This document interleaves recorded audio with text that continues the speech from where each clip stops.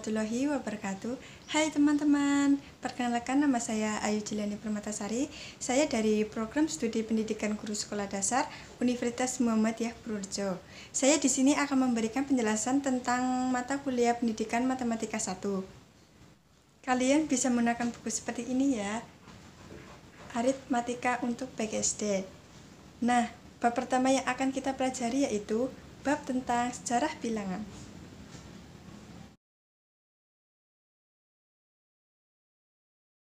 Bab pertama, saya akan membahas tentang sejarah bilangan. Apa itu sejarah bilangan? Sesuai dengan urutan terjadinya waktu, beberapa sistem numerasi yang dikenal adalah yang pertama ada sistem bilangan Maya, kurang lebih 3000 sebelum Masehi. Yang kedua, sistem bilangan Babilonia, kurang lebih 2000 sebelum Masehi. Yang ketiga ada sistem bilangan Romawi, kurang lebih 100 sebelum Masehi. Dan yang terakhir ada sistem bilangan Hindu-Arab 300 sebelum Masehi sampai 750 Masehi. Yang pertama, saya akan membahas tentang bilangan Maya. Pada bilangan Maya mempunyai basis 20.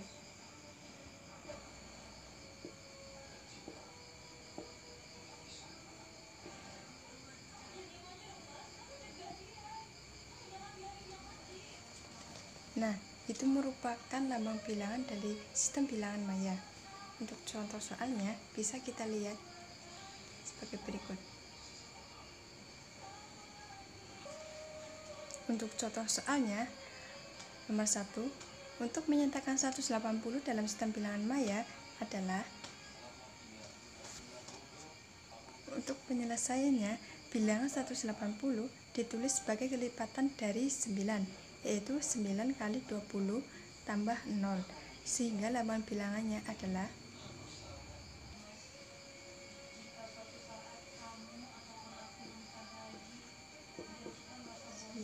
dikali 20 plus 0, sehingga lambang bilangannya adalah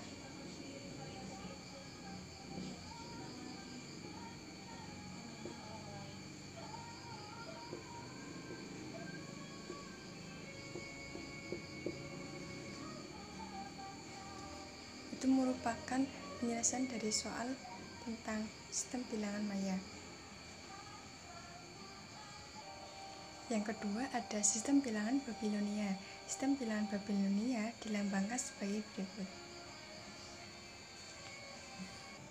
Lambang bilangan sistem Babilonia untuk desimal 0 sebagai berikut.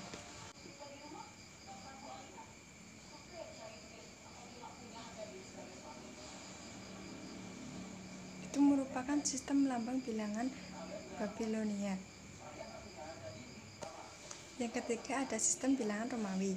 Lambang bilangan dalam sistem Romawi ditulis sebagai berikut. Untuk desimal 1000 tulis M. Yang keempat ada sistem bilangan Hindu-Arab.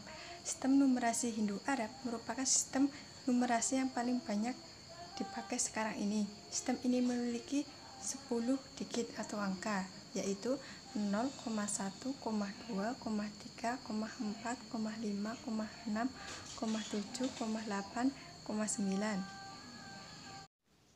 Pada bab kedua, saya akan membahas tentang bilangan dan lambang bilangan. Yang pertama ada membilang. Membilang disebut dengan menyebutkan bilangan tentang banyaknya unsur suatu himpunan. Yang kedua ada nilai tempat. Nilai tempat yaitu suatu sistem numerasi disebut sistem tempat jika nilai dari lambang-lambang yang digunakan menerapkan aturan tempat, sehingga lambang yang sama memiliki nilai yang tidak sama karena tempatnya berbeda. Yang ketiga ada bilangan kardinal dan ordinal. Bilangan kardinal yaitu bilangan yang menyatakan banyaknya anggota suatu himpunan. Sedangkan bilangan ordinal yaitu bilangan yang menunjukkan suatu urutan atau letak. Pada bab ketiga, saya akan membahas materi tentang himpunan bilangan. Yang pertama ada bilangan cacah. Bilangan caca dapat dilambangkan sebagai berikut.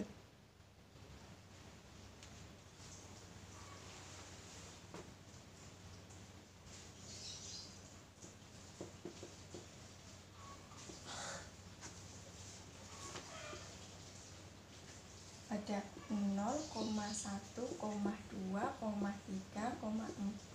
5, 6,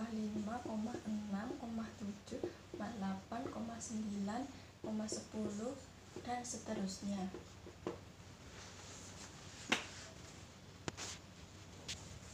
Bilangan-bilangan inilah yang disebut dengan bilangan caca. Yang kedua ada bilangan genap dan bilangan ganjil. Himpunan bilangan genap terdiri atas 0, 2, min 2, 4, min 4, 6, min 6, dan seterusnya. Berikutnya ada bilangan ganjil. Bilangan ganjil terdiri atas ada min 1, 3, min 3, 5, min 5, ada 7, min 7, dan seterusnya.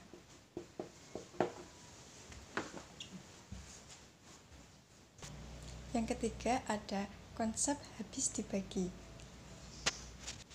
Contoh soalnya sebagai berikut.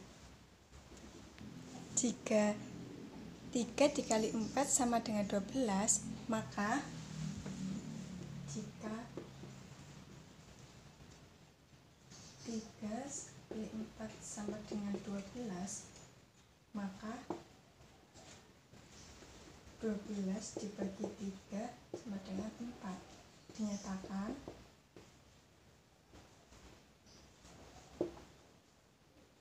bahwa 3 membagi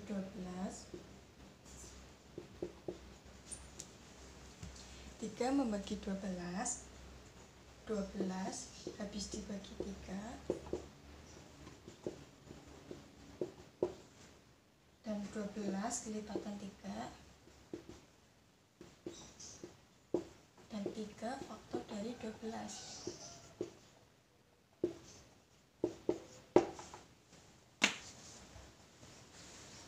Itu merupakan salah satu contoh soal dari konsep habis dibagi. Yang keempat ada bilangan prima. Bilangan prima adalah bilangan bulat yang lebih besar dari 1 yang memiliki hanya 2 faktor, yaitu 1 dan dirinya sendiri. Bab keempat, saya akan membahas materi tentang operasi hitung bilangan caca. Yang pertama ada penjumlahan pada bilangan caca. Yang termasuk himpunan caca adalah sebagai berikut. Himpunan caca ada 0, 1, 2, 3, dan seterusnya. Itu merupakan salah satu himpunan caca. Himpunan yang diperoleh dengan memasukkan bilangan 0 ke himpunan bilangan asli. Yang kedua ada perkalian pada bilangan caca. Definisinya adalah jika A dan B bilangan caca, A dan B adalah himpunan yang terhingga. Sedemikian hingga ditulis sebagai berikut.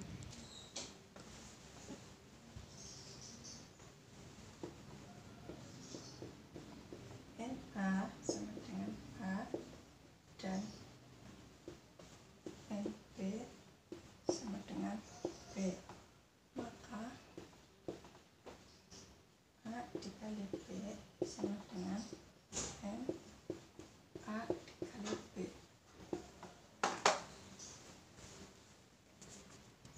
Yang ketiga ada pengurangan bilangan cacah. Definisinya adalah pengurangan bilangan cacah B dari bilangan cacah A ditulis A dikurangi B menghasilkan suatu bilangan cacah C. Jika dan hanya jika C tambah B sama dengan A. Contoh soalnya sebagai berikut. Ada 16 dikurangi 5 sama dengan 11, sebab 11 ditambah 5 sama dengan 16. Itu merupakan salah satu contoh dari pengurangan bilangan cacah. Yang keempat, ada urutan pada bilangan cacah. Ini merupakan salah satu contoh soalnya.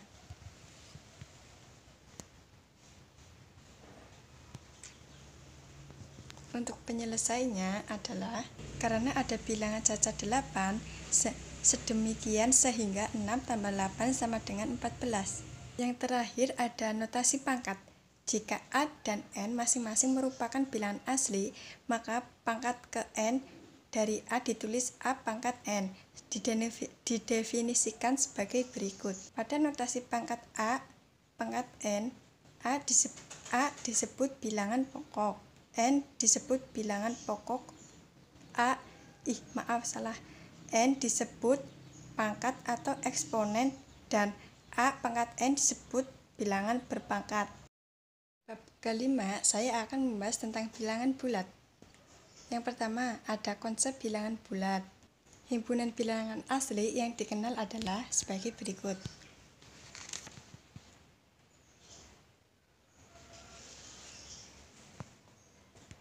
Definisi bilangan asli adalah jika K bilangan asli, maka min K didefinisikan sebagai bilangan tunggal, sehingga K plus min K sama dengan min K plus K sama dengan 0. Yang kedua, ada sifat-sifat bilangan bulat. Yang pertama, ada tertutup untuk operasi penjumlahan dan perkalian. Yang kedua, ada komutatif untuk perkalian. Yang kedua, ada komutatif untuk operasi penjumlahan dan perkalian. Yang ketiga, ada asosiatif untuk operasi penjumlahan dan perkalian. Operasi pada bilangan bulat, ada penjumlahan pada bilangan bulat. 6. Saya akan membahas materi tentang faktor persekutuan terbesar dan kelipatan persekutuan terkecil. Yang pertama, ada kelipatan. Hasil kali 2 bilangan cacah yaitu 8 kali 3 sama dengan 24, atau bisa ditulis dengan 8 plus 8 plus 8 sama dengan 24. Atau gambarannya sebagai berikut.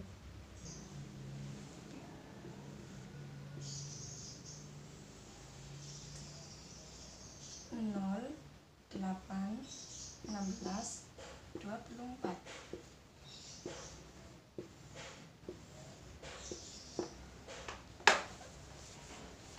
Atau bisa dengan cara seperti itu. Yang kedua, ada faktor. Penjelasannya sebagai berikut. Bilangan N dalam bentuk N kali 3 sama dengan 13 disebut bilangan atau faktor yang belum diketahui. Contoh soalnya sebagai berikut. Tentukan faktor prima dari 12. 12 dibagi 2 sama dengan 6. 6 dibagi 2 sama dengan 3. Jadi 12 sama dengan 2 kali 6. Dan 6 sama dengan 2 kali 3.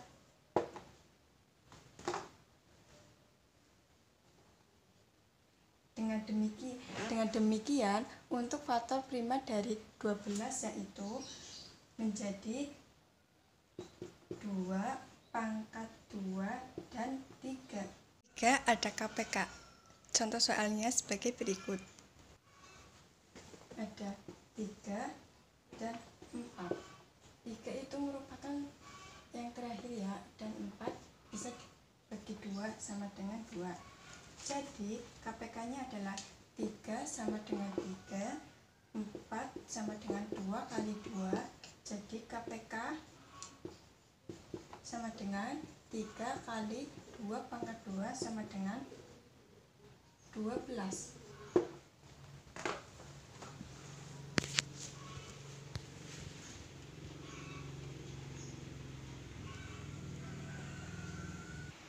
Yang terakhir ada FPB. Contoh soalnya sebagai berikut. Soal yang pertama adalah tentukan FPP dari 18 dan 24. Untuk penyelesaiannya bisa kita lihat sebagai berikut. FPP 18 dan 24. 18 dibagi 3 sama dengan 6. 6 dibagi 3 sama dengan 3. 24.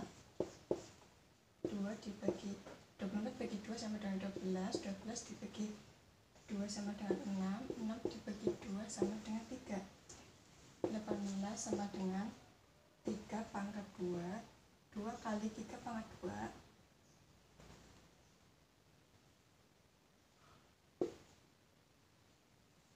2 kali 3 pangkat 2 dan 24 sama dengan 2 pangkat 3 kali 3. Jadi FPP dari 24 dan 18 adalah 2 kali 3 sama dengan 6.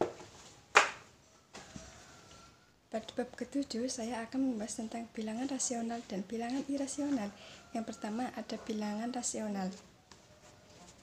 Bilangan rasional adalah bilangan yang dapat dinyatakan sebagai perbandingan dua bilangan bulat A dan B, ditulis A garis miring B dengan syarat sebagai berikut. Dengan syarat B 0.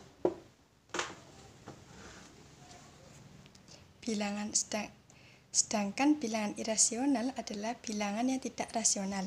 Bilangan irasional tidak dapat dinyatakan sebagai perbandingan bilangan bulat A dan B. Bab terakhir, bab 8, saya akan membahas tentang aritmatika sosial. Yang pertama ada mata uang. Apa itu mata uang? Mata uang adalah alat tukar standar yang secara umum digunakan dalam kegiatan perdagangan. Contoh soalnya sebagai berikut. Contoh soal yang pertama ada pada nilai uang Rp1.500 jika dikelompokkan ke dalam macam-macam mata uang akan diperoleh yang A, 1 keping uang dengan nilai Rp1.000, yang B, 1 keping uang dengan nilai Rp500. Yang B ada uang dan perdagangan. Uang dan perdagangan berkaitan dengan keuntungan dan kerugian. Penentuan keuntungan dapat dinyatakan sebagai berikut. Untuk keuntungan ada harga jual dikurangi harga pembelian.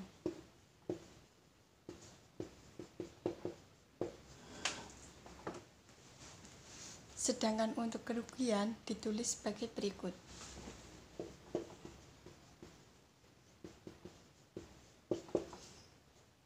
Harga pembelian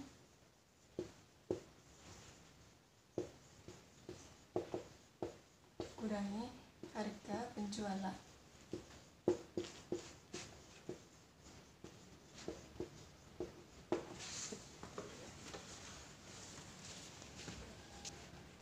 Yang terakhir ada pinjaman dan tabungan. Untuk rumusnya bisa ditulis sebagai berikut. M sama dengan M plus M kali P atau M sama dengan M1 plus P, di mana M A adalah modal akhir, M besarnya simpanan,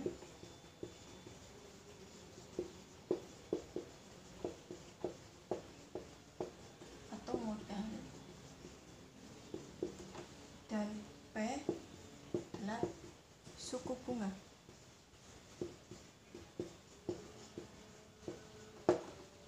Yang dapat saya sampaikan. Bila ada kekurangan dan kesalahan, saya mohon maaf. Wassalamualaikum warahmatullahi wabarakatuh. Minal aizin wal faizin. Mohon maaf lahir dan batin.